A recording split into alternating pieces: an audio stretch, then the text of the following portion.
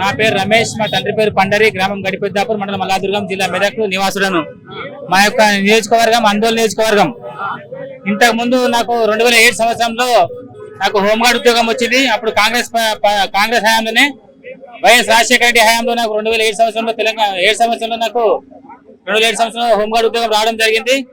ఆ హోంగార్డ్ ఉద్యోగం చేసుకుంటూ నేను 2012 నుంచి ఉద్యమంలో తెలంగాణ ఉద్యమంలో పాల్గొన్నాను. అయితే మా దగ్గరికి గడిపెద్దాపూర్ గ్రామ పక్కకు ముస్తాపురం గ్రామం ఉంది. అక్కడికి హరీష్ రావు రావడం జరిగింది. అక్కడ యాదగిరి అనే అతను చనిపోయాడు.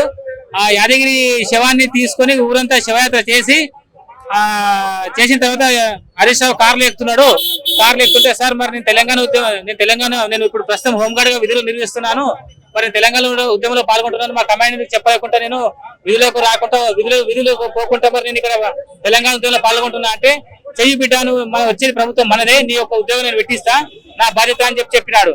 అప్పుడు 2014లో మన తెలంగాణ ప్రభుత్వం ఏర్పడిన తర్వాత ఎన్నో సార్లు హరీష్ రావు దగ్గరికి, ఇక్కడ అప్పుడు కేసీఆర్ దగ్గరికి, ఇక్కడ తిరిగితే కూడా, సచివాలయం కూడా తిరిగితే కూడా నాకు ఎలాంటి నాకు పెట్టిస్తామని చెప్పి అన్నారు. కానీ మాత్రం ఇంతవరకు ఎలాంటి అపాయింట్మెంట్ కానీ ఎలాంటివి ఇవ్వలేరు. మొన్న మా దగ్గర 2019లో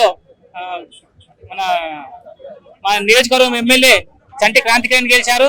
ఆయన దగ్గరికి పోతే కూడా అప్పుడు నేను పెట్టిస్తాను, ఇంతవరకు ఆయన కూడా ఏం లేదు. ఇప్పుడు ఓడిపోవడం జరిగింది.